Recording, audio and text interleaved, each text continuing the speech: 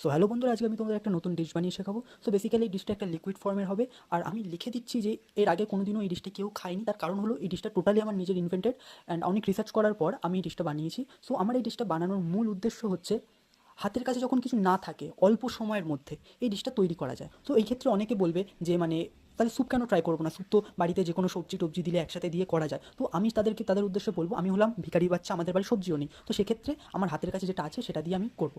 So এই ডিশটা বানানোর জন্য প্রথমে আমাদের একটা পাত্র লাগবে। সেই পাত্রটা আমরা গ্যাসে বসিয়ে দেবো। বসানোর পর আমরা কিছু পরিমাণে জল দিয়ে দেবো। তো জল দেওয়ার পরে আমরা কিছুক্ষণ ওয়েট করবো একটু জলটা ফোটার জন্য। অবশ্যই গ্যাসের ফ্লেমটা লো ফ্লেমে থাকবে। এবং কিছুক্ষণ পরে আমরা যখন দেখবে একটু হালকা হালকা বুদবুদ কাটছে, তো তখন আমরা এতে 2 টেবিল স্পুন মতন চিনি দিয়ে দেবো।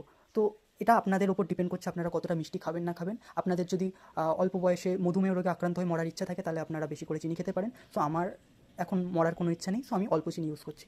সো এরপরে আমরা অ্যাড করছি চা পাতা।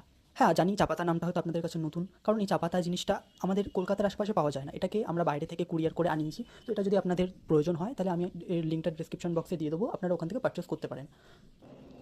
এবং তারপরে আমরা অ্যাড করে দেবো কিছু পরিমাণে আদার টুকরো, আদা। তো এটার জন্য একটা স্বাদটা খুবই সুন্দর এবং ঘ্রাণটাও খুব সুন্দর আসে। তো এই ফাঁকে যতক্ষণ এটা ফুটছে ততক্ষণ আমি বলে দিই যে চা পাতা জিনিসটা কী। তো এটা মেইনলি পাহাড় পর্বত অঞ্চলে যেসব উঁচু জায়গা আছে সেই সব জায়গায় এগুলো চাষ করা হয়। এটা এক ধরনের গাছ। সো এটাকে প্রসেসিংয়ের মাধ্যমে ফ্যাক্টরিতে এটাকে কালেক্ট করে এবং এটাকে ড্রাই এবং স্টোরেবল করা হয়, করে সেটা বাইরে দেশ বিদেশে এবং দেশের মধ্যেও বিভিন্ন জায়গায় রপ্তানি করা হয়।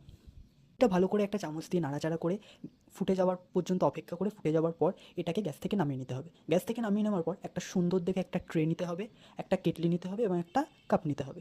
সো দেখুন, আমাদের খাওয়া হোক না হোক কিন্তু বড়লোক ভাইবসটা আসতেই হবে, সেই জন্য সুন্দর সুন্দর আমরা পাত্র ইউজ করছি। করার পর এটাকে আমরা একটা কেটলিতে ঢেলে নেব।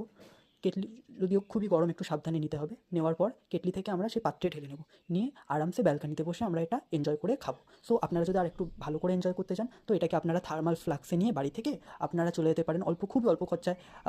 লাইক কাশ্মীর এসব জায়গায় শীতপ্রধান অঞ্চলে চলে যেতে পারেন। গিয়ে একটা পাহাড় পর্বতের সাইডে যেসব হোটেলসগুলো আছে, টপ ফ্লোরে একটা রুম ভাড়া নিয়ে সেখানের ব্যালকানিতে বসে পায়ের ওপর পা তুলে আপনারা খুব সুন্দর করে এনজয় করে খেতে পারবেন। সো আজকের জন্য এইটুকুই, দেখা হচ্ছে পরের ভিডিওতে, ততদিনের জন্য বাই।